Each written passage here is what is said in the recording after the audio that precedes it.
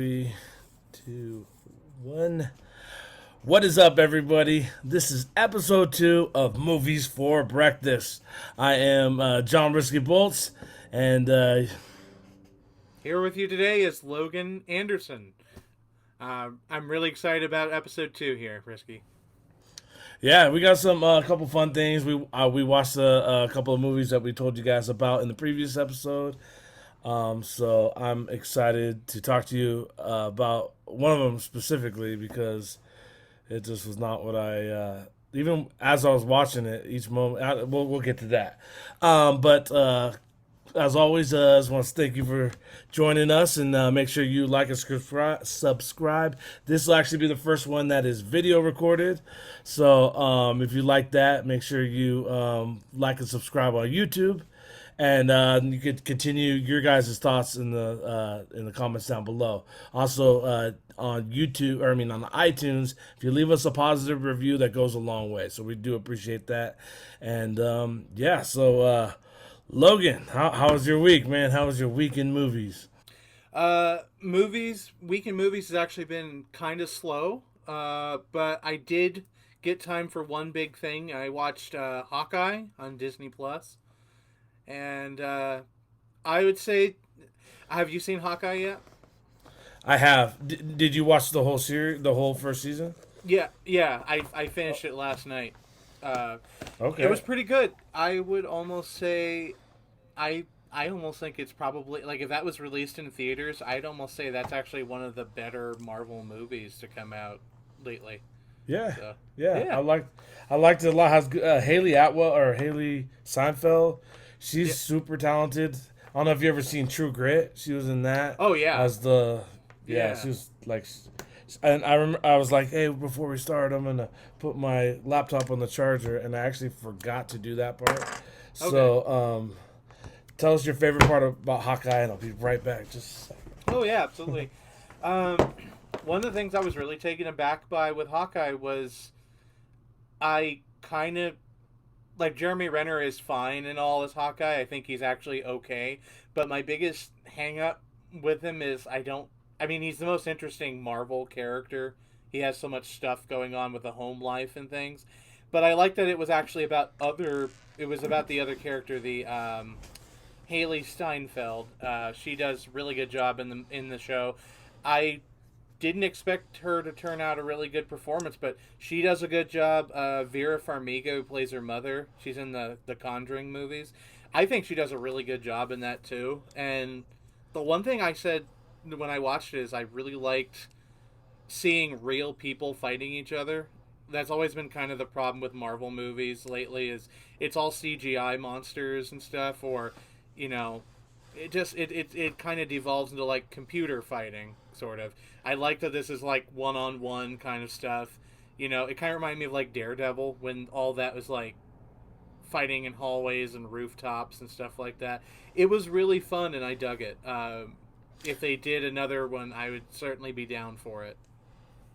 Yeah, I agree with you 100%. I like that grounded feel. It did remind me of Daredevil, although spoiler, just so you know, Kingpin was he felt like a whole different person. I don't know. It wasn't this. He wasn't the same. I mean, I loved Kingpin in the Daredevil show, Yeah, and same actor and everything, but it felt a little nerfed. But that I was I like my only do like. I do agree with you on that. He feels like because I remember whole scenes from Daredevil. Like my wife and I finished season 3 about 2 years ago, and he gets to some really Vincent D'Onofrio's the actor in that. He gets into really scary moments in it, and this didn't not feel as scary as it is. I I'm curious to see if he shows up in any future installments because if we know anything about the Kingpin, the dude you can keep throwing stuff at him and he gets right back up. So I hope he comes back in like a later Marvel movie or something. Yep. Okay. Yep. Yep. All right. So yeah, that's I watched. As far as TV, I watched True Story on Netflix. I watched that whole first season. Have you heard of that at all? I have not. What does it entail? Or what's it Oh about? man, I almost don't want to tell you because I didn't know, and then so like going into it, it's just like it's Kevin Hart, right? And he plays a famous comedian, right? Mm-hmm. Who just gets into some shit because his brother is a troublemaker or whatever, and it's played by Wesley Snipes, who does an excellent job. And it's Whoa, just I like this. this is on Netflix. You hear? Yes, yeah, Okay, excellent. I'm sold already. I heard Wesley Snipes. I'm Yeah, like, Wesley Snipes is in this movie. Like, I'll watch yeah. that dude and It's everything.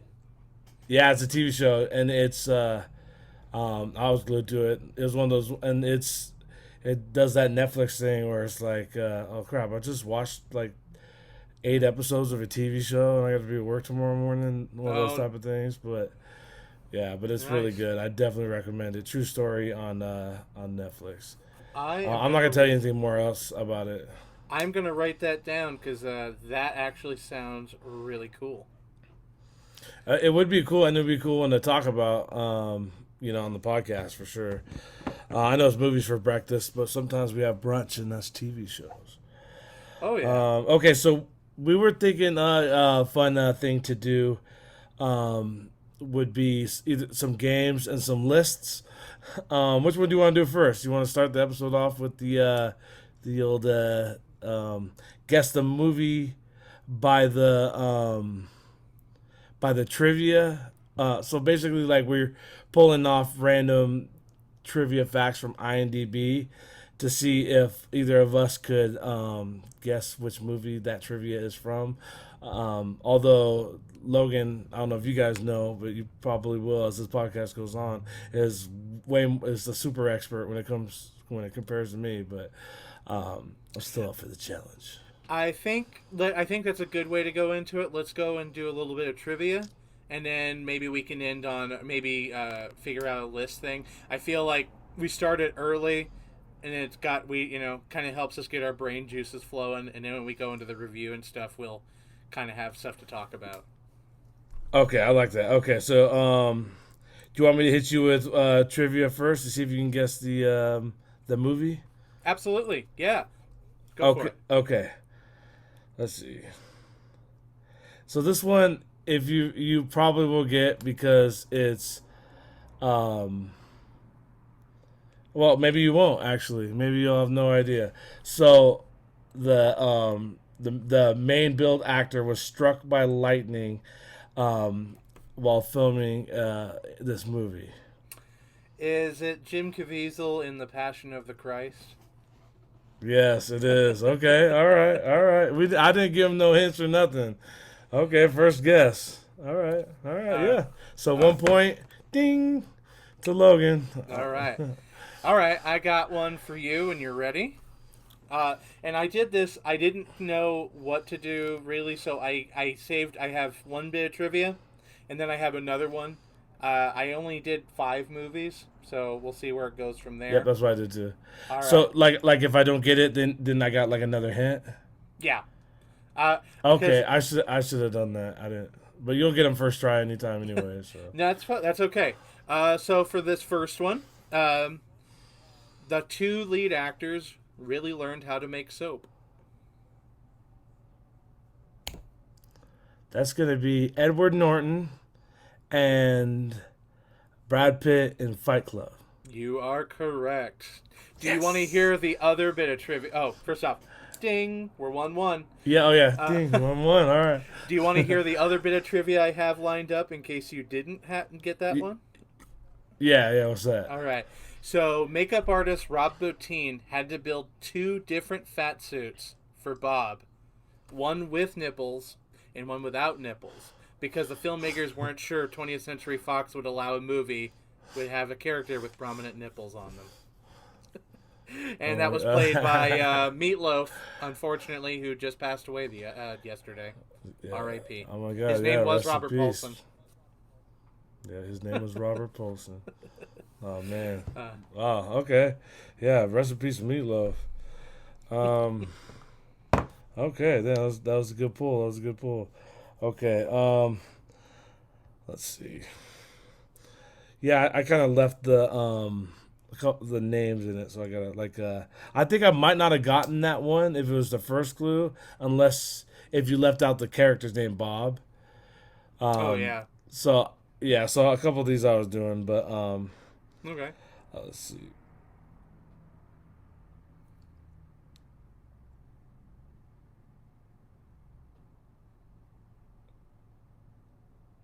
Let's see. Hold on 1 second. Bear with me here. I had them all marked out here. So I'll say blank for the actor's name. All right. Blank earned $15 million for speaking a total of 700 words of dialogue, which breaks down to $21,000 per word. Is that Tom Hardy in Mad Max Fury Road? It's a very, very good guess. But no. And I have another hint for you. Man, this might be too big of a hint. Do you want to try another? This is like a really good hint, so maybe. Repeat the question one more time. Let me see if I can figure it out. Okay, blank blank earned $15 million for speaking a total of 700 words of dialogue, which breaks down to $21,429 per word. So he doesn't talk very much in the movie, does he? Or no, is he talking? No, he's not.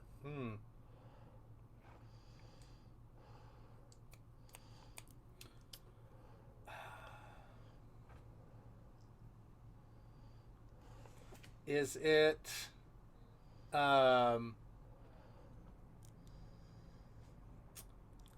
it Tribute for No Country for Old Men? Is that Javier Bardem's character in that? Oh, that's another good guess. No.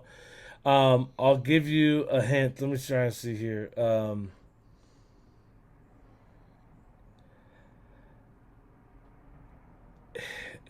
It was the second in the series. Okay. So he played this character once before. This is the second one, and there has been others too in this series. Is that Arnold Schwarzenegger in Terminator? Yes. No. Terminator 2. Yes. Okay. Yep. I'll count that as a point. Doing 3 guesses. I think 3 guesses is the max, but you got it. Yep, with the hint. So. All right. Yeah, that was a tough one. As soon as you said Mad Max, I was like, damn, that is a good guess because he hardly says anything in that. But yeah, Terminator 2, Arnold Schwarzenegger. Great movie, by the way. That's one of the all-time greats. Which one, Terminator or Mad Max? Well, I like both of them, but yeah, Terminator 2, definitely. That's like I love that quintessential movie. action movie. Yep. All right, so got this one for you. Joaquin Phoenix claims to have seen this film more times than any other movie. Okay, so Joaquin Phoenix. Joaquin it's not going to be one that he's in. That's right. Right? Yeah. But he has shared the screen, not in this movie, but with an actor from this movie.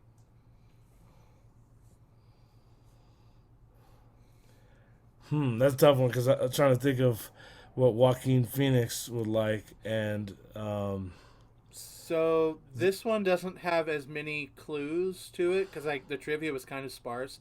So if you want me to give you a hint, I will do that for you.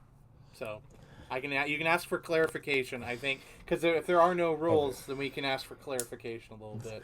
Yeah, true that. Okay, so I know that I have no idea, so I definitely need a hint. It is a comedy.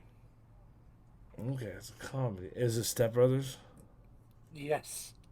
That was Is it really? I'm not kidding you. That was a really good guess. That was a really good guess. Woo! Well, that's the one I've seen. Damn, that I like Joaquin Phoenix even more now.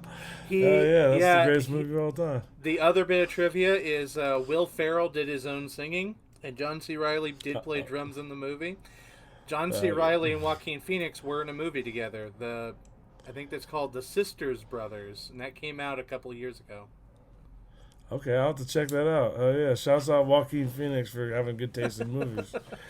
Yeah, shouts out to you. That was tight. I didn't know if you know I'd get that one, but that was really good. Yeah, that was That was. I think we're tied up pretty well.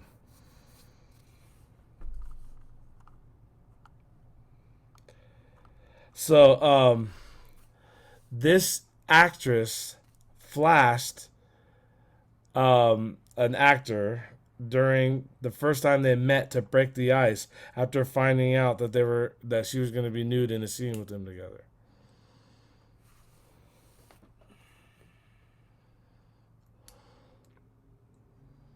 They were going to be naked in a scene together because I had heard a story like this before, but I should clarify, she's naked in the scene, which is kind of a hint too. uh nude scenes in movies. Is that about the movie About Schmidt with Kathy Bates? No, but that's funny too. No, your guesses are really almost like really good. But no, it's not that. I'll give you. Do you need, do you, Yeah, do go you need ahead. I'll another take a hint? hint. Yeah. Okay, so she's almost completely naked except for a necklace, and this necklace doesn't float.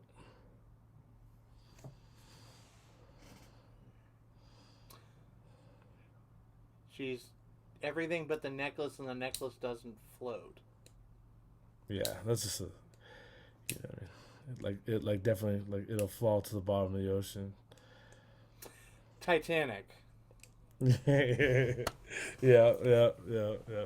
Oh wow. And then, good guess. Who's the? Can you name the actress? Kate Winslet.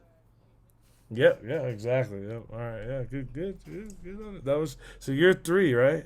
You got all 3 points, I and I'm at. think personally, I feel like the one. Yeah, I guess I got the points there. We'll hammer it out next time, but yeah, we'll call it 3 at this point. All right, all right. Let me see if I can get my third one. All right. Uh, the lead actor said that for 2 weeks after seeing the movie in theaters, his young son wouldn't talk to him. When finally asked why, his son said he couldn't believe his father would work with cartoon characters such as Bugs Bunny and not let him meet them. Michael Jordan in Space Jam. That's a good guess, but that is not it. Brendan Fraser. Brendan Fraser in the whatever Brendan Fraser movie that was that You're thinking of Looney or Tunes. No, that Looney Tunes Back in Action. LeBron James. Nope. I can give you one more, and then if you want, I can repeat the clue again with the actor's name because I didn't mention the actor's name. I feel like that. You might. Okay. All right. Let's give me one more hint. Let's see if I can get this one. This time I will put the actor's name in this one. To get the feeling of acting with cartoon characters, Bob Hoskins studied his 3-year-old daughter playing with her imaginary friends. Yeah, one of the greatest movies of all time. Who Framed Roger Rabbit? Damn, I should got that one the first try. Yes. Oh man, Bugs Bunny threw me off. I know he's in there. But... He is. Wait, is he in? He is. Oh yeah, when he's falling. Yep. I know a fun fact about that movie. When it was being made, Disney and Warner Brothers said that they would let them use these characters in the movie, but they had to be on screen for the same amount of time. So in the scene where Donald Duck and Daffy Duck are playing piano, they have the exact same screen time, and they were counting like by stopwatches. Like if he gets 1/10 of a second on screen, Donald has to get 1/10 of a second on screen. And it's also the only movie Warner Brothers and Disney have ever worked together on for something like that. Oh, that's great. Yeah, that's a great movie. If you ever get a chance, check out like the behind the scenes of the car chase scene where he's driving the cartoon car. Yeah, he's like on this buggy with like a little dude. I don't know, it's crazy. It looks dangerous.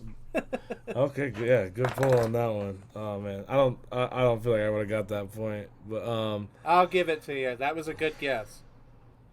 Okay, all right. So we're all doing good. So let's see here.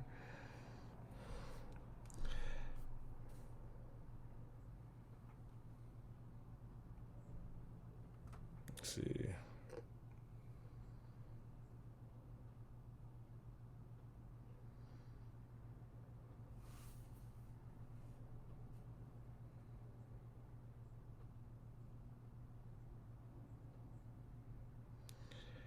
Let's see.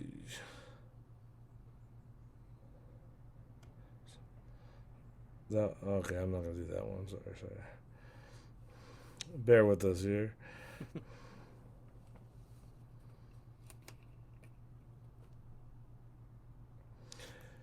To make himself look like an average, out of shape, middle aged for the scenes in the beginning of the film, this actor did not exercise and allowed himself to grow pudgy. Production was then halted for a year so he could lose 50 pounds and grow out his hair. Castaway. That's Tom Hanks. Oh, yeah. Oh, damn. Quick with it. Yes, that is correct. That I is was correct. I would have also accepted. No, I'm joking. I can't No, do that because I was sitting there thinking of that, and they're like, Vin Diesel did something like that for a movie called Find Me Guilty in like 2006, where he plays a gangster, joke. Oh, and yeah, great movie. Christian Bale played Dick Cheney in Vice, and I thought maybe it would have been one of those two. So But you got it. There was actually a little bit at the end of that was like way too much of a hint. Oh yeah. To look like he was stranded on an island. Oh yeah. But yeah, good job, man. You got that right away. All right. Okay, so I think I think you got one more for me. I have two more for you. We can do one more, or I can do the next two. No, we can do them. I think I got one. Yeah, I got one more for you too. So all right. So the whoosh sound. The whoosh sounds during the famous business card scene was created by slowing down the sounds of a sword being drawn from its sheath. Correct. What movie? This is American Psycho. That is correct. That was really good. That's American. Yeah, well, that's oh man, that scene where they're doing the cards. That's classic cinema right there. It's so good. Oh yeah, okay. Okay, let's see here.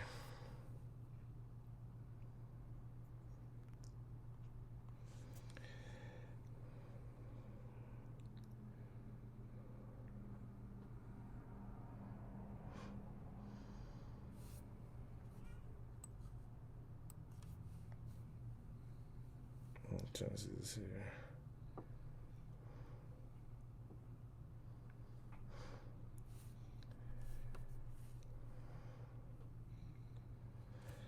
Bear with me here, real quick.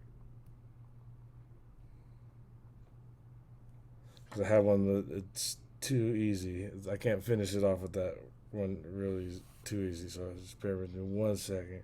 No problem. Okay, here we go. Here we go in just a moment.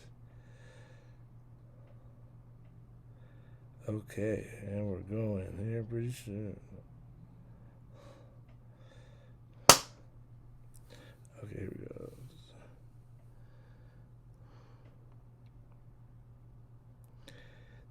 The visible breath in the cave scene is recycled breath from Titanic, which was composited into the shot.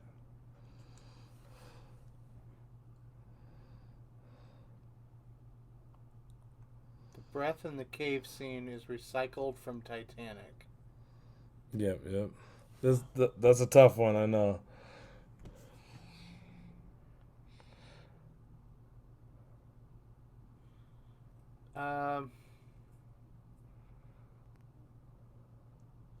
I'm not gonna say. I'm gonna say Avatar.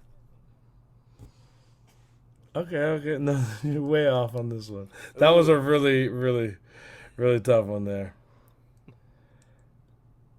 Okay, so there's a scene where a character. I'm kind of rephrasing this a little bit so it's not too easy, but there's a scene where a character mentions something takes about 15 seconds, and in film time it is exactly 15 seconds.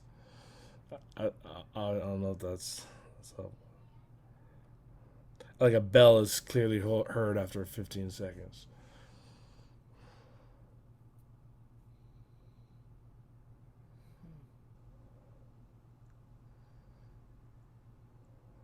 I did this. This was hard on purpose. I picked the hard ones out of this. It's not 28 Days Later, is it? Oh damn! I can see why you said that. That's crazy, but no, no. All right, so this actress wore platform shoes to help close-ups on the disparity height between her and two actors. That's okay. Every time a character puts out a cigarette, they always throw it out dramatically instead of just putting it out. Oh, I just read this trivia. I think I just read that somewhere, and I'm trying to remember where I read it from. That's a hint. That is a hint that you just read it. By the way, I bet you just read it.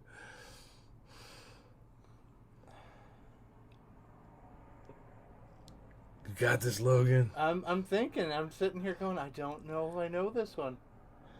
It was one of the movies that you gave me a hint for.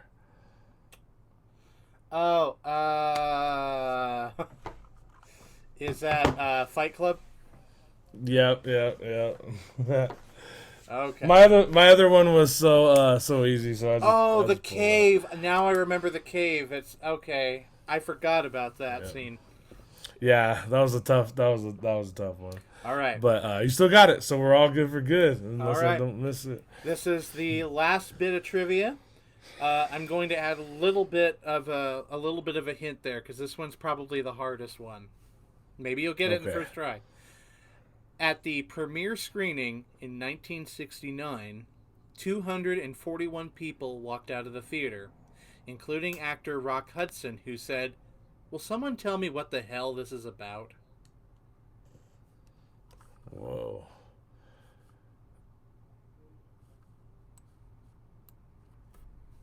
Everybody walked out of the theater. This seems like something I would have heard about.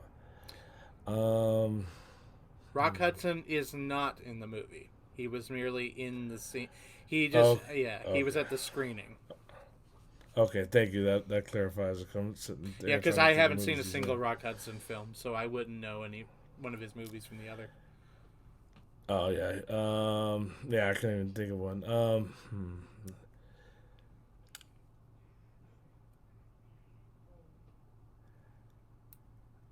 The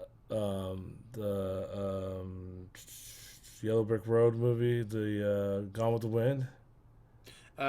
Wizard of Oz you were thinking of? No, it is not. Oh, oh okay. Oh yeah, Gone with the Wind. You know, because the tornado. Oh yeah. Would you like another bit of trivia? I'm definitely gonna need it. Yeah. Okay. Despite its G rating, there are 5 on-screen murders. The dialogue also includes the word hell thrice and damn twice. Charlie and the Chocolate Factory? No, but that's a really good guess. All right. I'll give you another hint. It is a sci-fi film. People might argue it's the most influential sci-fi film in 1969. Dune? No. 1969. What happened the following year? What any science fiction things that felt like science fiction? Star Wars? People don't walk out of Star Wars though. No. Wait, what do I miss? Oh no, I'm about to lose a point. I can Wait, give let me you. get one more guess. I'll give you this one. Yeah. This is going to be the. This will probably tell you. Director Stanley Kubrick. Oh, Spider-Man 3. No, it's 2001: A Space Odyssey. Very good. Oh man, I can't picture. That's typical. I can't picture people walking out of that like that. It was one of those movies that I actually read too. It wasn't a big popular thing then too. Like, it was a movie that people didn't like. We have those movies, but they don't happen anymore. Like, I think most people go to movies and they love them for the most part. Like a blockbuster kind of thing. That wasn't a blockbuster. It was just like a weird sci-fi movie, but still. Damn, that's crazy. Yeah, I never would have thought that. That's why, Anyways, yeah, crazy. Well, I don't think I got that point, but I because you could have said Stanley Kubrick space movie, I would have said 2001. So you're I'm not gonna count that. So, ladies and gentlemen, the very first winner of Movies for Breakfast trivia is Logan Anderson. Woo! All right. um, uh, so we'll have you pick up your trophy here within the next 2 to 5 business days. So. Excellent. All right, so let's get into some movie reviews. We watched 2 movies. We watched the first duel, The and last no, duel. the last duel, and then we watched River Thief. Which one do you want to talk about first? So here's going to be a fun question for you. Which one do you feel like you could talk the most about? Um, which is I could watch. I could probably talk the most about River Thief just because I'm curious to your thoughts on it. Um, Okay. Although which one I enjoyed more was the first duel or the last duel. I thought that was a great movie. Halfway through watching it, I was like, damn, I feel like this is well directed. So I looked up the director and seen it was Ridley Scott. I didn't even know that going in. So Okay. Well, tell you what. Let's go ahead and if you want to talk more about River Thief, let's go ahead and talk the last duel. Let's get the tough one out of the way, and then we'll do the other one. okay, yeah. So what you want to give the synopsis, the summary on there? Absolutely. Could you give me a second? I am pulling that up because Yep. this one I actually watched about a couple weeks ago. River Thief. I watched back in December when we were discussing the podcast, and then I watched again today to be able to talk about it. Yeah, I Uh, watched it today too. all right. That's awesome. Uh, it's somewhere the director is on Tubi. Like he just got a ding on his phone. He's like, 2 people watched my movie. Yeah. uh, And now that it's on the podcast, dozens of people are going to hear about it. But go ahead. oh yeah. So the Last Duel, directed by Ridley Scott, from 2021, concerns King Charles VI declares that that knight Jean de Carouge settles his dispute with his squire by challenging him to a duel. That's kind of the bare bones of it. We'll get into spoilery territory here in a bit. So if you are Yep. interested in watching the movie, it is on HBO Max. If you would like to go and check it out, we'll get into opinions here in a moment. I'd say let's start from the top. Let's give our reviews and let's give our pancake rating, and then after that we'll go into the spoilery stuff. Okay, okay, I'll explain a little bit and then I'll give my pancake. Uh, I really liked it.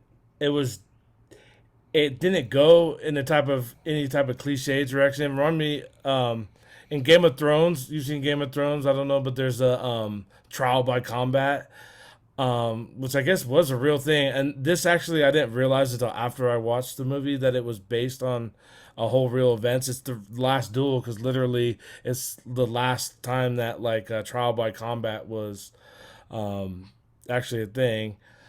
But I thought it was well acted. I didn't. It was weird because I didn't really feel like there was any good guys in it. You know what I mean? Everybody was just kind of like assholes. Um, uh, I mean, not Brad Pitt. No, Matt Ben Damon. Affleck. Ben. Oh yeah. No, I was just saying, yeah. I wish he was in the movie more because he was just like he was my favorite part of the movie. I'm sure I'm not the only one that thinks that. He did great. I don't know if he's up for any type of awards, but I wouldn't be upset if he got like a best supporting actor role.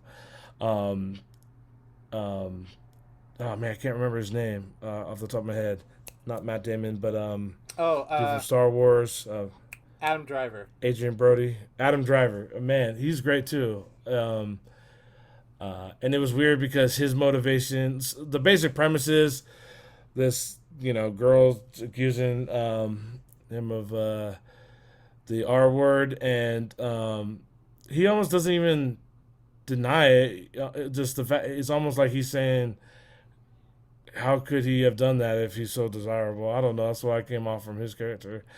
But yeah, I loved it. I'd give it a full stack. Wow. Okay, that's really cool. I was so for me, I think it's a four. I think it's a four stack for me. It's really good. I don't know if I would call it the full stack, but I really enjoyed it. Okay. I was taken aback by how much like the one. So I'm an easy sell. I'm one of those people that if you do something pretty early on, you can kind of get me a little bit. First off, I didn't expect this to be an action movie, kinda, and it's actiony in parts, but it is mostly a drama. But that first fight scene, like you see horses get killed in that movie, and I was sitting here, it's like, oh my god, this was awesome. Like I don't know why, but now that they can't use real animals for stunts anymore, it has to be like, well, you can use a real horse here, but when it's CGI horse here, they can do terrible things to animals in movies, and it's kind of amazing. Uh, but I thought that was really cool. That kind of took me into it.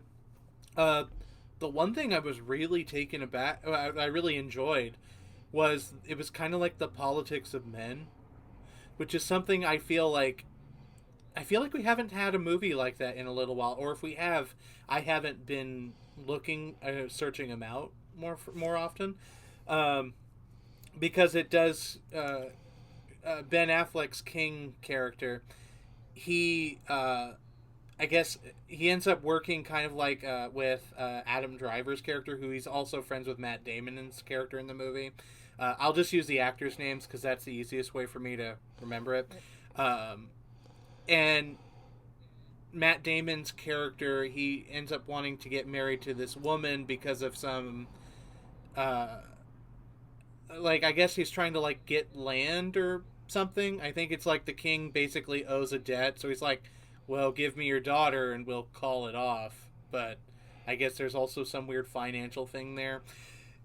It was really interesting listening to kings and knights and things like that talk about stuff that's not chivalry and stuff like that. It's actually political. It's actually like, you took this land from me. It's like, well, it wasn't your land to begin with. That stuff I really didn't expect to enjoy, and it's kind of engaging. Uh, I think Matt Damon. I agree with what you said. I don't think there's any one good person in the movie, and I think that's probably by design. But what I love about the movie is that nobody think of Adam Driver and Matt Damon's character. Neither of them think they're wrong. They think that they are totally within the right in their personal stories, and I like how that kind of happens in real life sometimes. Like we think we're the heroes in our own story, even though we put our blinders on. We don't realize what we're saying or doing might have actually been negative to that person or that party or whatever. Yeah, well put. It was interesting how it was done too, in a way where it's like you're getting all these different perspectives um, of each character. The most impactful one is obviously from Jodie Comer. so bad with names. Thank you. Yeah, she did. Oh man, she was great in this movie. Also, I didn't talk anything about the action. That was probably my favorite part about the movie. Oh It yeah. was it was brutal. It was like muddy. It was rough. It didn't feel choreographed. It was in the moment of like, this is what really would happen. Hmm. Yet beautiful in a way. I don't know. It was really, really, really good action. I didn't even know there was gonna be any action in the movie. I mean, I figured there'd be some duel at the end, but for some reason, all I knew going in was it was based in France and it was about the last duel. So I was expecting somebody to slap somebody with the glove and then Right. having the fencing sticks. I didn't have any idea. Those big old heavy swords, and it just looks like it's brutal. And but man, well done movie, and I didn't expect that. I really, honestly, the trailer kind of made it seem a little like it was going to be kind of boring. I don't know. I didn't think it was a very good trailer, but the I movie was excellent. I can agree with that. I thought the trailer, yeah, it really left a lot to be desired, and it's like it's that new thing in movies where you give away, like, every trailer has like a 3 act structure now. So it's like in 3 minutes Yeah. you have to tell everybody the movie. Then you have to show a couple of scenes in the middle, and then you somehow, for some reason, will show, like, Mad Max standing on top of the tower, and he'll, like, do the salute thing. And it's like, oh, cool, you gave away the whole movie, this whole 2 hour movie, in 2.5 minutes. So, I Yeah. mean, I really enjoyed that. The trailer kind of didn't sell you on it, and then when you watch the movie, it's like, this is actually a really good movie. So, Yeah, I agree, and I was expecting to like it as much as I did, but yeah, I really did. And then once I found out it was Ridley Scott, that made sense because I've liked almost everything he's done. So Ridley Scott's an excellent director, writer, all that. So I'm I sure you'd agree with me there. I agree. It's actually been going back and watching Ridley Scott movies a little bit more lately. I watched Alien, the first one, last year with my wife around Halloween time because she had never seen it, and I had. I've Oh, seen it a okay. couple times, and she didn't like that one as much as I do. But if I'm going to get into the argument of Alien versus Aliens, I almost have to give the edge to Alien, just because I think it still makes me scared. I still jump, like, and Ridley Yeah, and it had the Scott's. best Oh yeah, go ahead. best tag. I was just sorry, my bad. I was gonna say it has the best tagline in any movie trailer. Oh In yeah, space, no one can hear you scream. yeah. No, I love it so much. I got it as a poster. It's in my living room. Okay. Oh, Uh, awesome. Yeah, yeah, that's a great movie. it's really good. And what's funny to me is Ridley Scott's in his 80s, and he did this and the House of Gucci from earlier of this last year, which I like. Dude's 80 years old. Like, some people, like, the 80-year-olds I know, they score a nap in the middle of the day, and he's like, okay, okay, I gotta go and shoot this Lady Gaga Gucci movie. I'll be back in a little bit, guys. Like, Yeah, I haven't checked that out yet, but yeah, I'm definitely gonna check that out. Yeah, man, it's crazy. Yeah, yeah. I don't. It's not a movie that's like there's a ton to talk about other than you just gotta kind of experience it for yourself, watch it. I don't really have any like gripes about it. There's nothing. It didn't drag on for me. It kind of felt like there. It did feel maybe a little bit like there was, um, you know, no, I mean, no, I was gonna say, but every scene felt like it needed to be there, and it was entertaining. So I don't really have any complaints about it. That's why I gave it a full stack. So I thought it was I can't really. think of anything wrong with it. I thought it was. I still think it's a good movie. I think some of the thing maybe this is just me personally, but the whole thing with, like, so Adam Driver's character is a womanizer. So it's like every scene that he's hanging out with Ben Affleck, it's like Ben Affleck, like, has to step out with putting a robe on, and he's like, "Oh, talk about something important," and then, well, I'm back to the bedroom. I go, like, there was a little bit of that, but I think it's setting the table of, like, so when Adam Driver's character does the things that happen, it tells you who he is as a person, and it's super. The scene, and I will say up front, it's a very difficult movie for reasons Yeah, that I think to be honest, that's something to keep in mind when you do see it. Is it's not like it's a good serious movie. Like, it's a weird thing to say, but it's like a grown up movie, which I feel yeah, like, you've got your Marvel movie, you got your superhero movies, and you got all that stuff, but they don't feel like grown up movies. And this felt like the kind of thing that our parents were watching in, like, the 90s, where it's like, oh, they watch an R-rated yeah, movie. Like, it was really refreshing to watch it, but coming with that R-rated sensibility, it does get into some really uncomfortable and really hard places, and I think that's where the movie is at its best, is the acting. Jodie Comer has one of the most difficult scenes I've ever seen someone do in a court scene, and that was just like, yeah. oh, She killed it. she did so good. She's on Orphan Black, I think, is that show, and or no, Killing Eve on BBC. But she was also in Free Guy this last year, the Ryan Reynolds video game movie. Oh yeah. I saw that. Yeah, I didn't even make that connection. I That's didn't funny. either because But she yeah, she doesn't was look in that. like her. She doesn't look like that character at all. Um, Yeah. it is a good movie.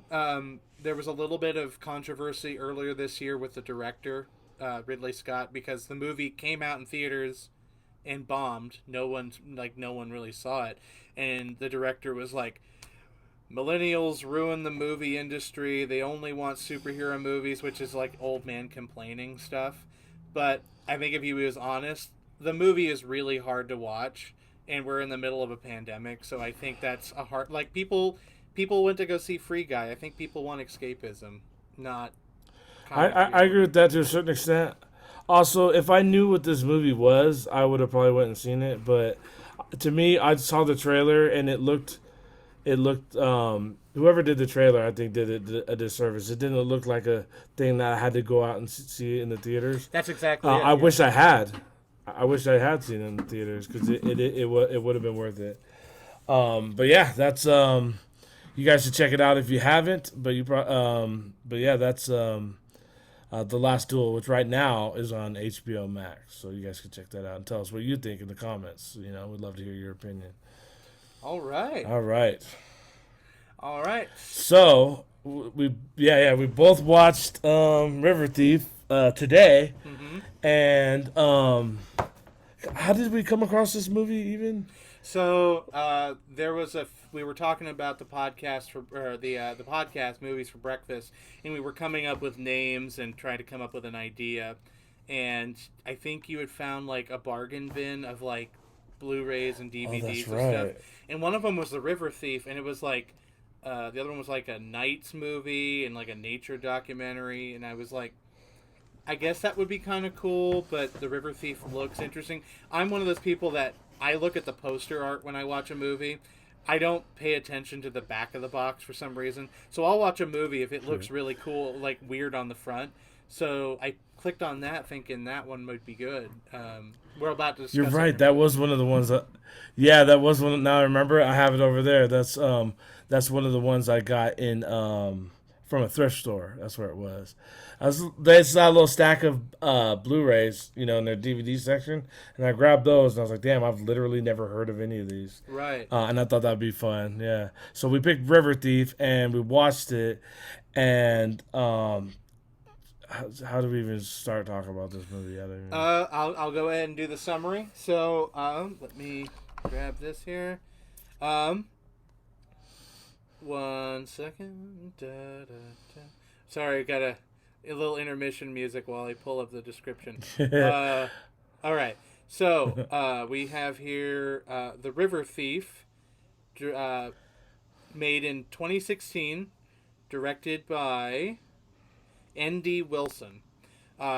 It's about a reckless teenage drifter named Diz, who lives along this river, endangers the lives of a man and his granddaughter after stealing money from a drug dealer.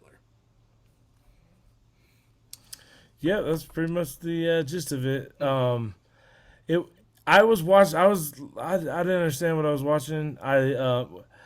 Hey, you go first on this one. I kind of want to hear your opinion.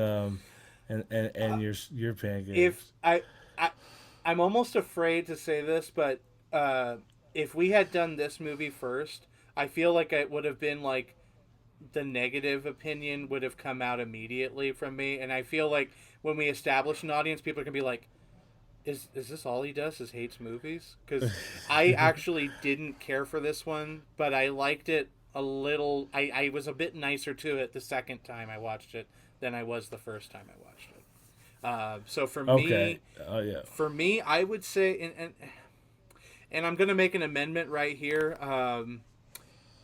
On last week's episode, we discussed Don't Look Up, and you kind of softened my opinion on it, and I didn't change it. I'm here to officially change the scale for me. Don't Look Okay. Up is a one pancake with some syrup. I think the syrup is the half Okay. star. I think this is the one Yep. star movie to me. Um, Okay. I Okay. So like the empty plate. Is that what you're saying? No, so it's one pancake. Okay. Okay. Okay. Yeah. Okay. for me, I feel like my biggest problem I have with it is it's got like it feels like it's trying to do like it feels like an indie Christian film of sorts, and it's trying to use those things, but it feels like somebody who kind of like, I think I know how the Bible works. I think I'm gonna write a movie like that, and it uses certain key phrases from it, but it doesn't actually have a message. It's kind of just like, and it's it's like if a youth pastor was like, they have like a bunch of 14-year-old kids and they're like, we don't want to watch Veggie Tales, we don't want to watch this, like, well, I have this cool Christian movie called The River Thief, and you put this on and there's a little bit of swearing and it's teenagers and stuff like that, and there's action, and that's supposed to make you feel like at the end you can go, and what did we learn, class, about this thing? And it's supposed to make you feel like you got like a little bit of a religious, it's not a religious film necessarily, but it uses a lot of like the cliff notes of certain religious things. But I don't, and this is the part where I feel like I'm being meaner to it, is that it's being made with a handicap. We'll get into that in a little bit. I'll go over the interesting things about the movie, but it feels like it's a Christian independent film that doesn't do the Christian film part well, and it's kind of a little disappointing for that. Yeah, I can see that perspective. I actually agree with you, except for the fact that like when I was watching it, I thought maybe that's not what they were going for at all. I couldn't tell. I was just really confused. So like I'm first watching it, and he has these water suit powers where he can swim through the river, and he like comes up in people's boats and Yeah. steals shit, and then like he steals this one boat, even though I think he has superpowers. I'm not sure. That's the part I was confused because like this one guy looks over and the water's just splashing and he's gone, and then he like goes all the way to the other side of the river and like steals these kids' rafts, and then boom, he's like, and then he like goes to steal somebody, and they try to show he's like a good thief because he steals a boat. Spoilers for this whole thing, whatever. But he steals this boat, and then there's some asthma Inhaler, medicine in yeah. it. So, oh, yeah. He's like, I'm not gonna steal this boat, so he just takes off in the middle of nowhere in this river, and he's just like, I'm assuming he has like water powers. I don't know if that was I don't meant to be or not. I don't think it's supposed to be a powered sort of thing, but the way they make it play out, I was so I agree, confused is the big word here, because I was confused the first time I saw it. I was like, I don't know what's going on here. And then when I watched it the second time, I paid attention to more details, and I got a fuller picture, but it's still a confusing movie.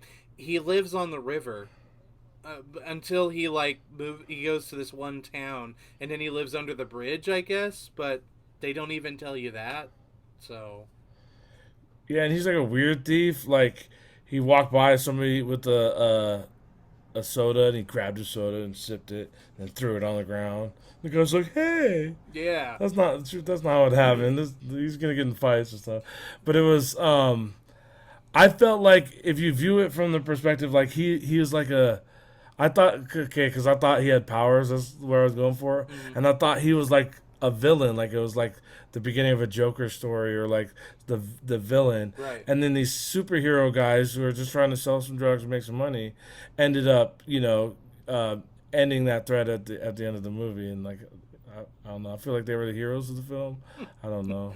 I I That's a joke, by the way. No, I was gonna say you, because you might convince me of that maybe, but no, yeah, that was the weird thing about it. So I guess like from the tone, like the weird thing is the movie he like explains it's all in narration where he's like, "Well, my name is Diz, and I take what I want, and if you need it, then if you think you need it, then I probably do need it." Like the first scene on the movie, he's on a boat. Yeah. He's on some guy's boat, which I noted. And this is when he did this one, I actually took notes for this one. I had like 3 pages. Did you say? I actually. I wonder if you're about to say what I said. I have 3 Go ahead. pages. Sorry, of notes. man. Oh no, it's okay. Like there's the part with the one guy, and that dude. Is it me? Do you feel like you could just get up and chase after a kid on a boat right as you wake up. Yeah. Like that was so weird. It's like the kid grabs a gun, the guy wakes up, breaks into a dead run, chasing after this kid in his underwear, and I'm like, dude, I can't even make myself think straight first thing in the morning. What's this dude doing? Right, and then for some reason, like this line that he says to him is, "You have no idea what you're doing." Yeah, I Okay. yeah. And he throws the gun out and then jumps in the water. Yeah, I didn't even realize he. I don't threw even the think he gun stole this time. anything. Yeah, that was Yeah, he threw the gun. well. Here's the weird part. Something. He throws the gun, and then where does he get a gun at the end of the movie? Like he has a loaded gun, but he didn't steal it from anybody. Oh, okay, no, he got it from the gun store. I forgot about that. I keep forgetting about that scene. Oh yeah, Yeah. or he swam down and took it with his water powers. I guess he must be Aquaman. That's the only way to explain it. So he ends up going. By the way, Oh yeah. he was extremely unlikable the whole movie, even up until they tried like this redemption thing, but it's not really redemption. He's the one that got them all into this mess in the first place. He was like completely unlikable the whole entire time. Super creepy on this chick, and it's like, Dude, I don't know. okay, yeah, no. So the actor, I looked him up. His name is Joel Courtney, which when you showed me the preview, I thought it was Jai Courtney, like the box art. And I was like, Jai Courtney's in this movie? I want to check this out. Like, I know Jai Courtney was, he was a Boomerang Man in the first Suicide Squad. Yeah. And it was like, okay, I'll watch this. And then it was like, oh no, that it's like he took the sticker off, and it's like, oh no, it's Joel Courtney. It's like, oh, I don't know who that is. Which I looked up the cast. Joel Courtney is like Joel Courtney's the one other big get. He was like one of the little kids in Super 8, the J.J. Abrams Alien movie, and he's in a movie I talked about last week, The Empty Man, which I haven't watched in a little bit, and I'm like, oh, wait a minute. Oh, okay, he must be this kid, which I can't give away anything without spoilers, but he's definitely dislikable in this movie, and I can't tell if it's the kid or if it's the screenplay, because I really don't think the kid's doing a bad job. I just think he's got nothing to work with. He's kind of a cocky little douchebag, and I didn't appreciate it. Yeah, it's definitely the screenplay. I think the screenplay almost wants him to feel misunderstood, but he's a bully. It's just because he's got these superpowers. You think he can walk around stealing people's sodas, and if they try to get him, he's just gonna go in the water real quick. I don't know. He does do that. You're right, because there's those kids on the barge, and he's just like, "Here, I'll let you keep the cooler," and then he jumps into the water. So you're right, he does have water power. Like, yeah, or like when he's like he got a free ride on the ferry or whatever, right. And he knows the guys were selling drugs, like the guy's hard annoyed and look over and you just see the water splashing like he jumped in there. I don't know.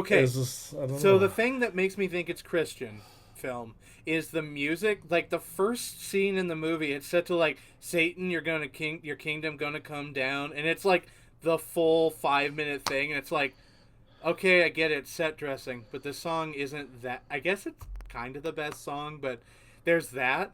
And then tell me if you picked this up when I almost put this in the IMDB trivia, by the way, for our game. When the guy, so it turns out that there's drugs involved. There's these two criminals, and one of them has like a seaplane sort of thing. Did you see what's written on the side of the plane? I did not. N4666X. That's the symbolism this movie's going with. It's like, so he's supposed to be the devil, essentially. And then there's a part in the movie where he's talking to the homeless guy under the bridge, who I think is the best actor in the whole movie, because I can't tell if he's real or if he's a really good actor. But he has like this point where he's like interrogating him. He's like, "Where'd they go?" And he goes like, "They were gonna get burgers or something." It's like, this is the best delivery ever. And then he goes, "Are you the devil?" Or no, he's like, "Are you Satan?" And he's like, "Yeah, I'm Satan." And he just shoots this guy off camera. Like, yeah, it was so. Yeah, that was weird. That's why. So I thought the reason I thought it wasn't like a religious movie or a Christian movie, because those always seem to have a message. Believe in God, whatever, to be fine. but this one was, I thought it was just there was a religious character who was like overly religious because he was kind of like, yeah, you can have my stuff and you can break into my house with my young daughter and you can you can have my car. Right. Oh, did you like? Yeah. Give me a second. I Your will light turn. came off. Uh, It's uh, almost nice dramatic lighting though. Give me a second. I will flip that back on. Vamp. Okay, yep, no problem.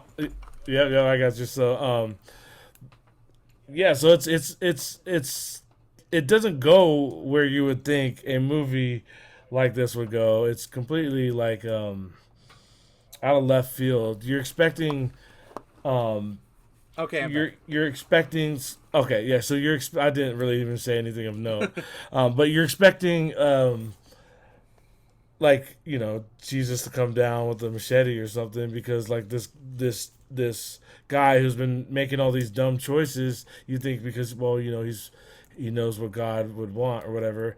And it's weird, it almost happens too. Like the guy puts the gun to the old man's head and he's like, Jesus something, and the gun clicks. And I thought I was gonna be like, oh, Jesus stopped that bullet, but then he just ends up shooting him in the head again. Yeah. And then I was like, okay, they better at least shoot the kid too, and they did, so that's good. That But it was was, that was the thing I wasn't expecting in this movie. I didn't know there was going to be a body count.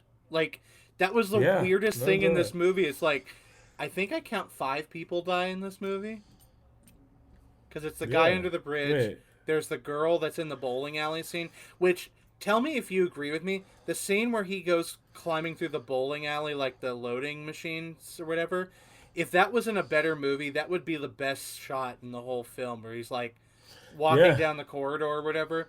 Uh, and then and then it's the bad guy. One of the bad guys gets killed, and then it's the two main characters, the old guy and the kid.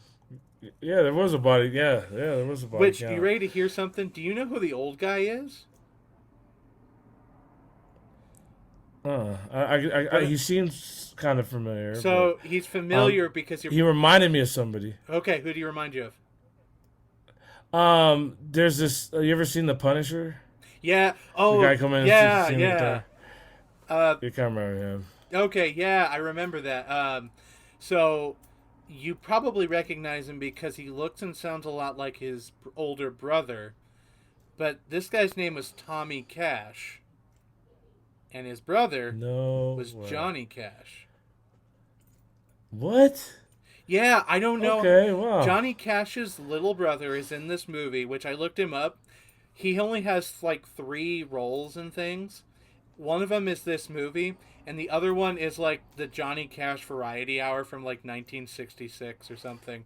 So, and you can tell like they have him in this movie to sing songs because he has a scene in the movie where Yeah. he's at a graveyard singing to his deceased wife, and it would be kind of great, but the editing is so weirdly choppy. Like, it like cuts to him tuning his guitar, and then it goes back to the kids talking, which Yeah. that frustrated me. And this on this watch, um, yeah. But when I saw that, Yeah, that could have been a really cool scene if they would have just held on that, I think. yeah, and that's the weird thing too. Like, so when he ends up meeting the girl, which unfortunately I have to pull up the actress's name because I can't say anything other than that.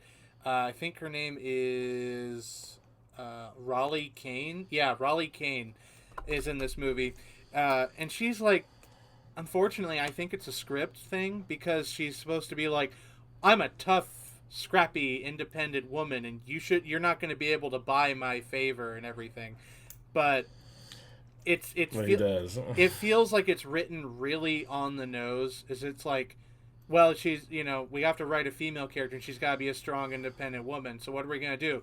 She's a strong, independent woman, and then she just says the thing that's in the script, like Yeah. it's But she doesn't do strong, independent woman stuff. She takes the stupid little figurine home with her that day. she Some does. weird dude came in and robbed her, and that was weird. I was like, why? This dude's weird. It's like the weirdest dude ever.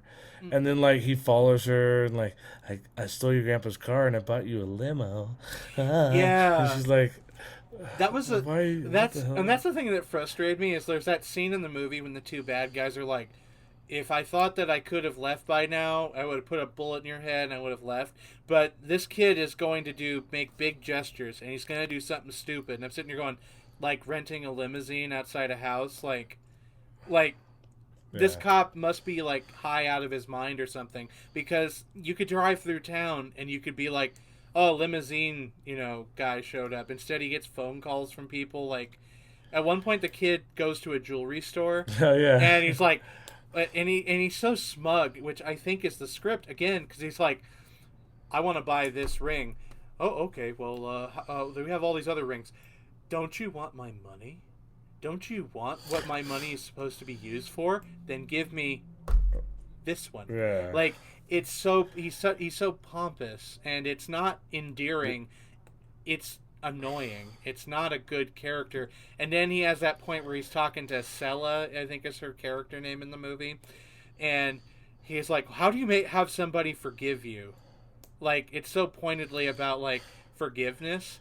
It's like again, it's like doing the Christian messaging, but then it doesn't follow through on it until it decides it wants to again.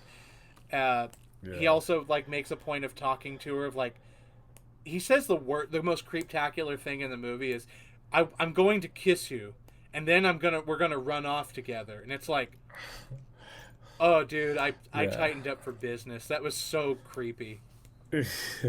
Yeah, it was face palming for sure, and I think that the movie thinks that he's endearing and he's likable in like a misunderstood type of way, Hmm. but he's just unlikable. Like literally, I was sad when the old man got shot, but when he got shot, I was like, huh.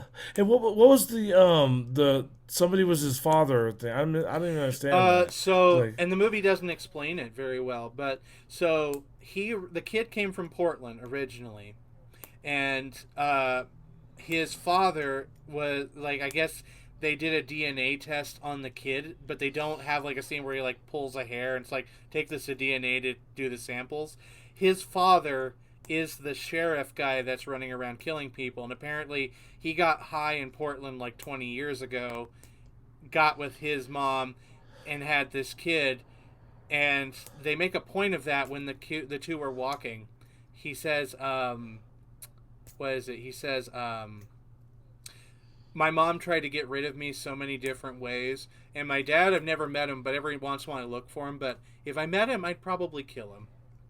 Like it's just so so uh the cop who at the end who walked off, that was the dude's dad. yes. So Okay. yeah, because he's like, Okay. because he gets like a phone call, and then it's I just like, huh, really? 20 years? Oh boy! And then the police pull up. Like, Yeah. And they do this, the car comes around him like this, and then like a cop comes out of the passenger seat. It's the weirdest. yeah, I don't.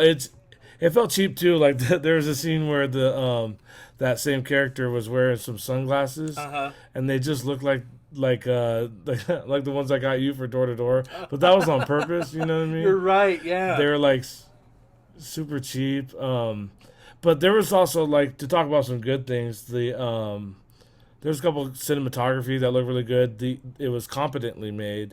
The audio was fine.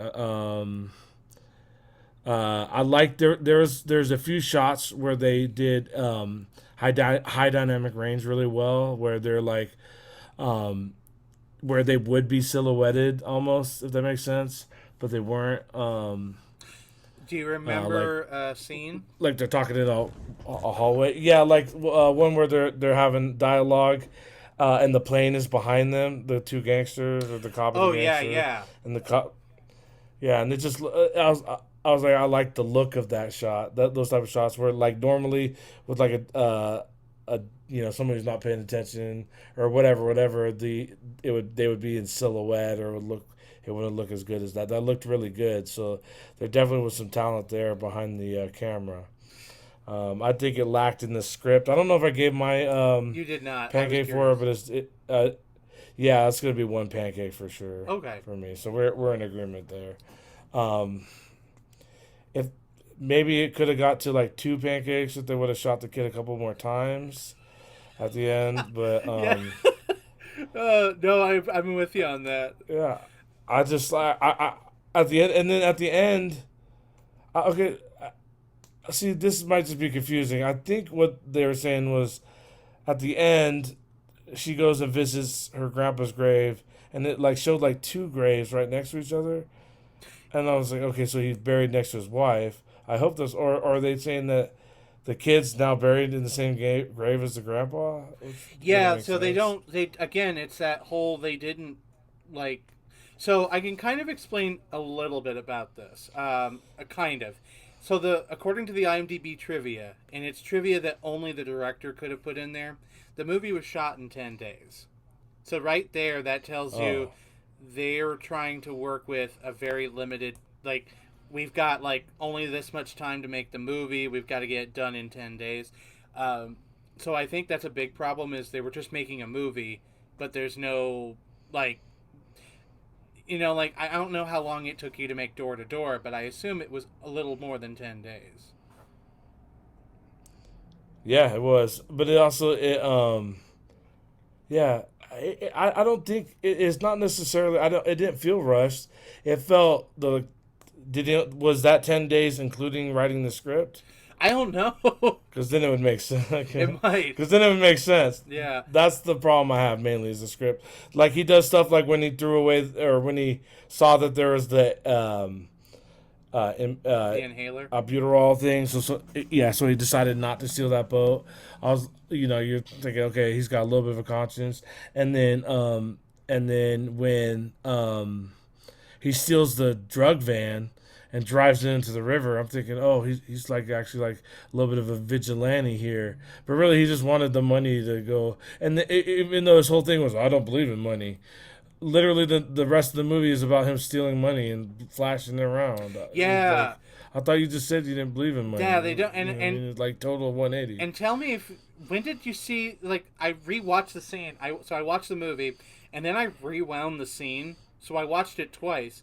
The part where he gets into the van and drives into the water, he like holds his breath and goes underneath and it's like, well the windows aren't open. So effectively this kid's like dying inside the cab of this van or whatever. And then it cuts to him But I thought you could breathe underwater. Oh yeah, I guess that's right. Right, he's I Aquaman. really thought that. Uh, I mean, Yeah. it's not that's not an incredible leap. I can work with that.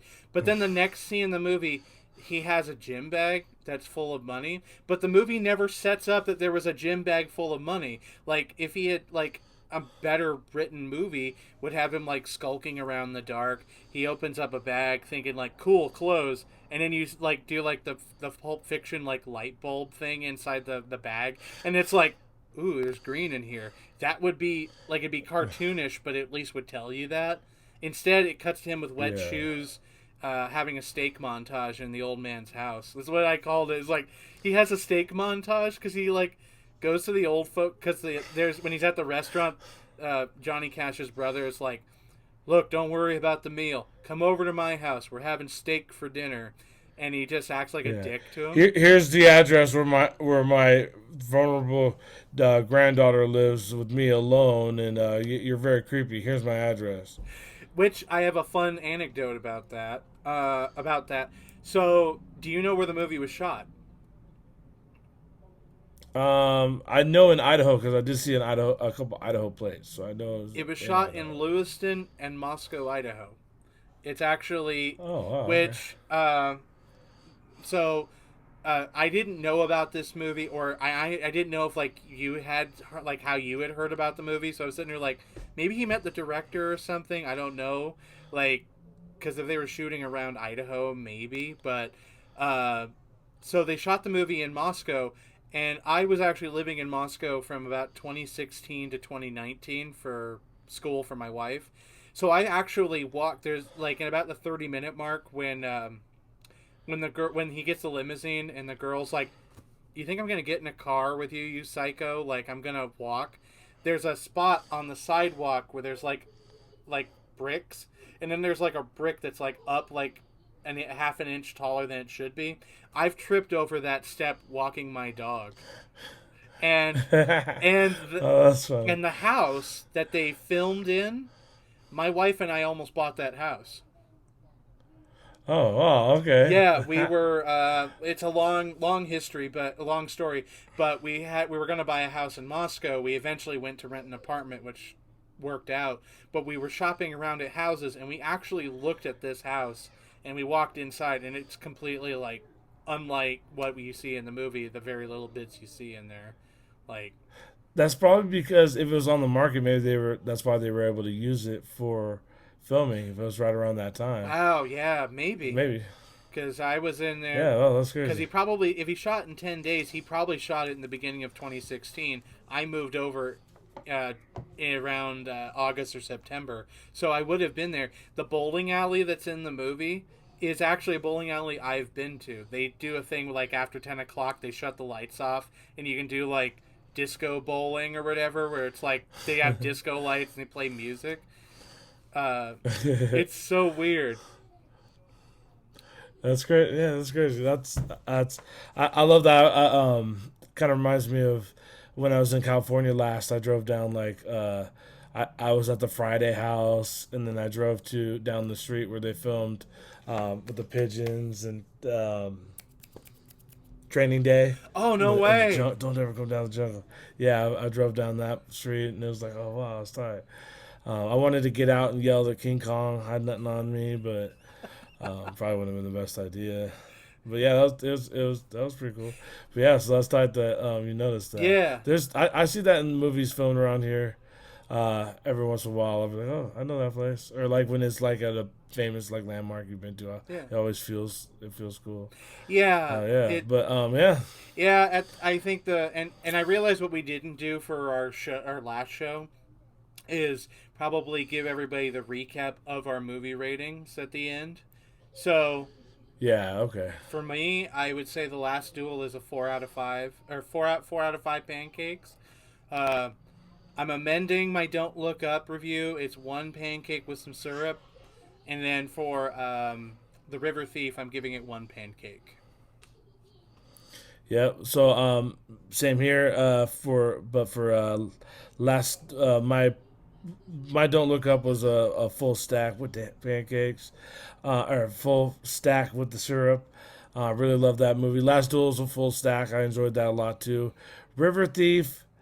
Um, you know, I'm gonna give it two. I'm gonna revise. I'm gonna give it two. The main reason was as much as flawed as the movie was, I wasn't bored. I watched the whole thing not bored. So I feel like there was an entertainment, even if I was so entertained by why not knowing what was going on and who I am and like questioning my whole entire reality and sanctity Mm-hmm. and existence.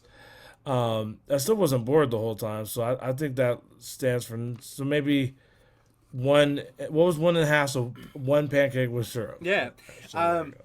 Well, Yeah, and that's where I was kind of conflicted because I was like, is this a 1 star movie or is it a 1.5, or is it one pancake or one pancake with syrup? And I wasn't sure, and I think I'm kind of leaning more towards a pancake with syrup, but I'm not sure. Like, am I grading it because it's an indie film that tries and didn't have the budget, didn't yeah, have the time, and didn't have the ability.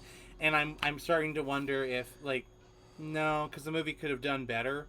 So I'm sticking with my one pancake, but I don't want it to be mean. Like there'll be people that'll probably enjoy it. I just didn't get anything from it. yeah. That's an interesting. It's just an interesting point that you just brought up that I never really thought of.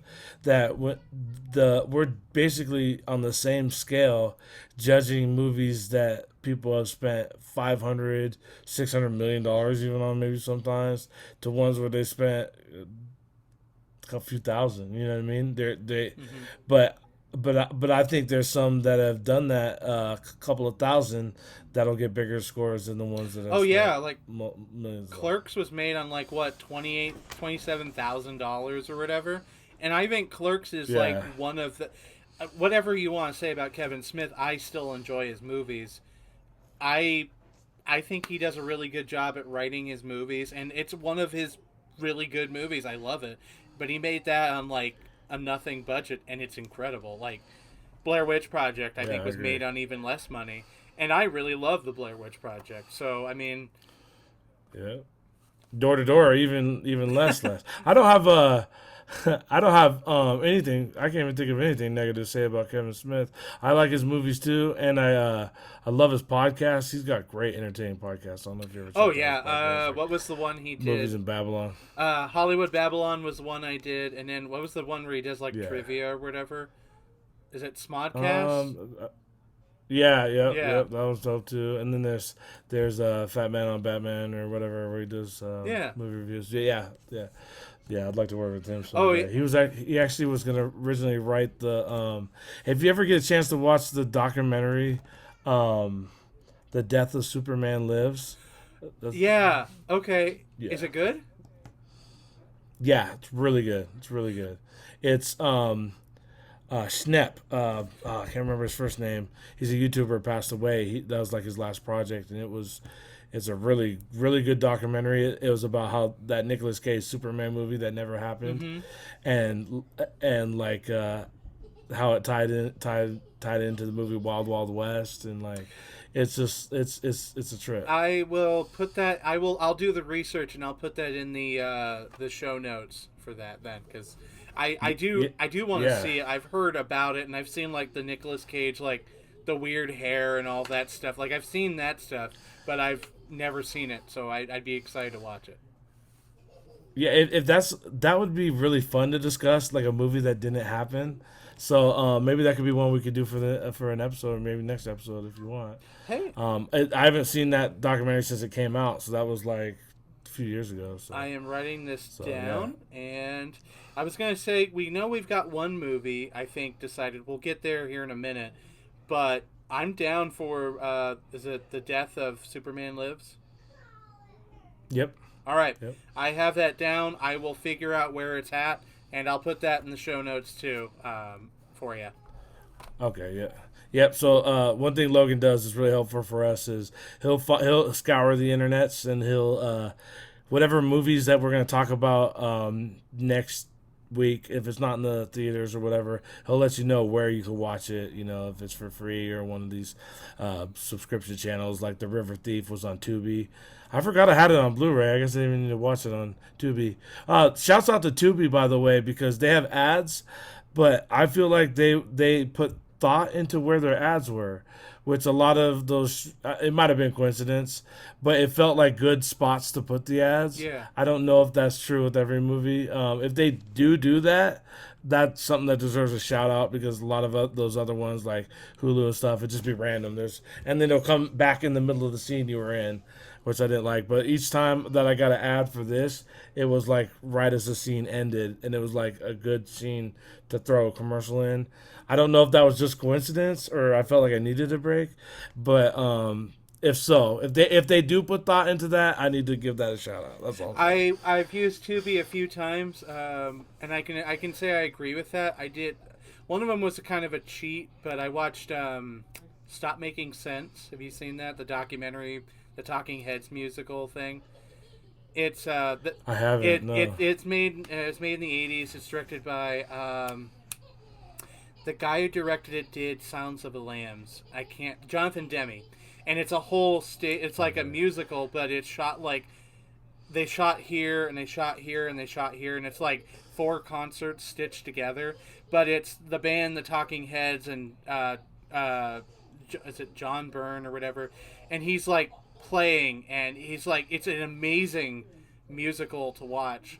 Like if you like the Talking Heads, like Psycho Killer and all that stuff, it's incredible to listen to. The music's really fun, but it's almost a show in and of itself. Like it's amazing to watch. But that was on Tubi, and that one had ads like every 10 minutes. I think how they try to portion them, but it was just right as the song ended, and then another one like a couple minutes would go by. So it actually kind of, yeah, it actually just it had a little thought put into it, which was nice. Yeah, that means a lot from people who love movies for sure. But yeah, so next week we're thinking Death of Superman Lives, and then do you want to talk about the other ones right now that we're thinking, or I think it'd be fun. Like we have the one that we were talking about, and if we can come up with one right now. That'd be tight. I guess that'd be three. We could try to do three. I think the big one we were talking about the last week was The Power of the Dog, the new Benedict Cumberbatch movie. That's currently Yeah. streaming on Netflix. The Death of Superman Lives. While we're recording, I will find something here that will tell me what we can find out on that.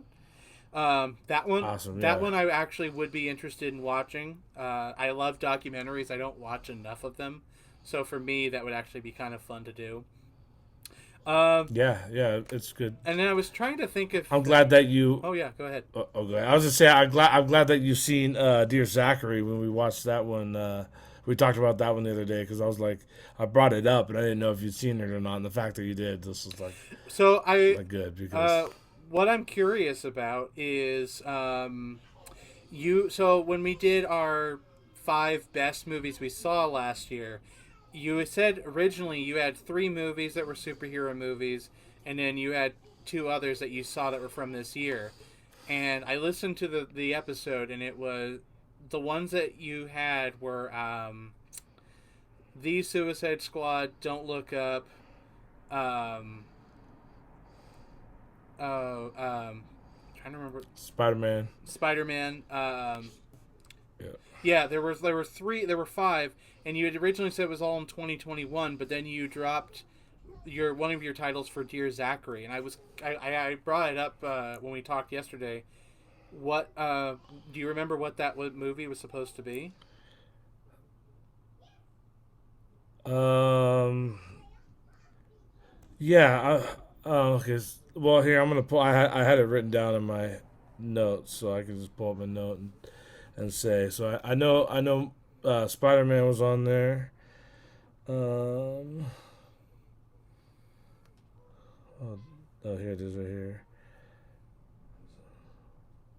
So I had Zack Snyder's Justice League, The Suicide Squad, Spider-Man, um, Don't Look Up, and then I replaced one because you reminded me of one that I saw that was really impactful, which was Dear Zachary, and then so the one I replaced from it. Let's see, where's my notes?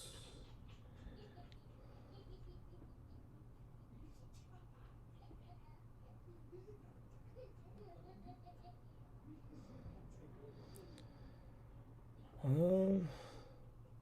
had it. I don't know why it's not.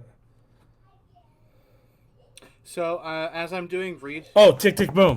Oh Sorry. wow, no, that's okay. Tick Tick Boom, I've actually heard is really good. I have not. My wife has seen that one. She thought it was really good. She's not the biggest fan of Rent, but I know it's based off the guy who helped write it. Jonathan Larson, I think, was his name.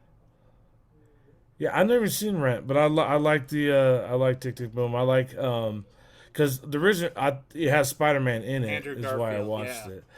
Yeah, that was that was like a joke I was gonna do because I was like everyone's a Marvel movie, anyways. But yeah, I did replace that for Dear Zachary just because that one like impacted me like I was like a ball of mush watching that. I could Like all beginning to end, you know. I could definitely feel that. That was a really rough movie, having watched it. So, Yeah, so but Tick Tick Boom was great too. So I will send you. Trying to do a little bit of show research while we're talking here. So the Death of Superman Lives: What Happened, directed by John Shep, is currently not streaming anywhere. However, apparently there is a YouTube rip. Someone ripped the whole movie onto YouTube. It's got Spanish subtitles, and I can't listen to it without pausing the show.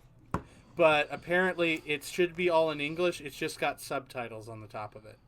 So I will. Yeah, or if it is it anywhere to purchase at all or? I'm trying to pull that up, and I'm not seeing anywhere where it would be, which is really odd. Damn. I'm checking. I'm checking Vudu right now to see what I can find because I have wanted to see it. For some reason, I thought I watched it on YouTube. Because it was a YouTuber, John Schnepp, I believe his name was.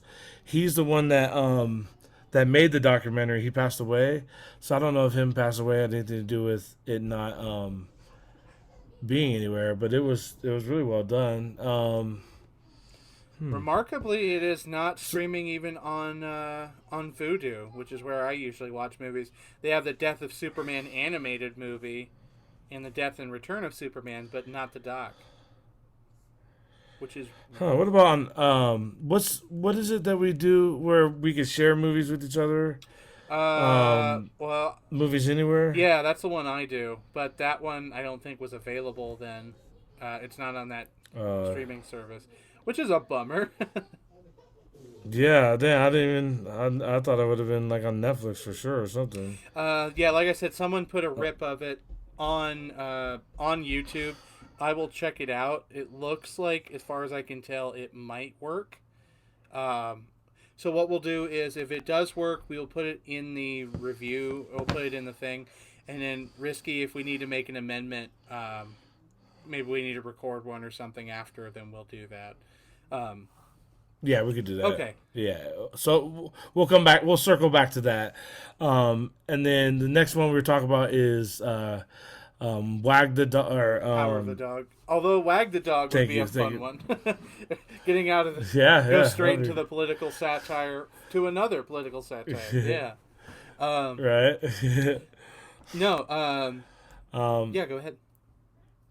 Oh, I was going to say Power of the Dog. I don't know anything about it except for people have been saying it's really good. Mm-hmm. And it's got Benderman Tundercrack in it. And I love everything he does so far. He's been really good in his movies. He doesn't miss that often. So based on that, and it's on Netflix, so that'd be a good one, I think, to discuss. Yes, The Power of the Dog. I think it's directed by Jane Campion, starring Crash Bandicoot. I'm totally down for that. I love it, man. Okay, all right, and then so if we're gonna do one more, do you have any thoughts on what maybe that could be? I'm sitting here trying to rack my brain as far as new movies go. One of the ones I'm going to be doing, because I follow a bad movie podcast. I don't want to subject you to it if you're not interested, but The Eternals is one of their new episodes next week. And if I'm not mistaken, I believe you've seen that, and it was not great. From what, and I've heard that from a lot of people. So, it was. For me, it was I'll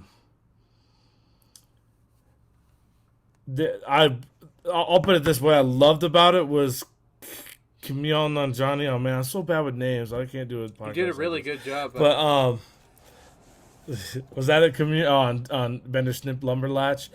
But Camille Nanjiani, is that right? Yeah.